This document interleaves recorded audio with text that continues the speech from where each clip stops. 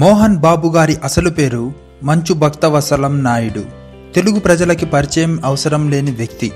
సినిమాలలో ఎన్నో రకాల వేషాలు ధరించి తెలుగు సినీ చరిత్రలో తనకంటూ కొన్ని పేజీలు ముద్రించుకున్న గొప్ప నటుడు.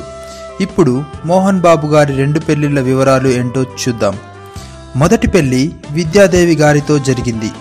వీరికి మంచు విష్ణు మరియు మంచి లక్ష్మీ ప్రసన్న జన్మించారు. మొదటి భార్య అయిన విద్యాదేవి గారు చనిపోయిన తర్వాత ఈమె చెల్లి అయిన నిర్మలాదేవి గారిని పెళ్లి చేసుకున్నారు మోహన్ బాబు. వీరికి మంచు మనోజ్ జన్మించాడు. మంచు విష్ణు మంచు మనోజ్లు ఒకే తల్లికి జన్మించారు అని మనలో చాలామంది అనుకుంటారు. ఎందుకంటే తల్లులు వేరైనా వారి మధ్య సాగిన బంధం అలాంటిది మరిది. ఇవే మోహన్ బాబు గారి 2 పెళ్లిళ్ల వివరాలు. ఈ వీడియో నచ్చితే లైక్ చేయండి, షేర్ చేయండి, సబ్స్క్రైబ్ చేసి ఎంకరేజ్ చేయండి. Thanks for watching.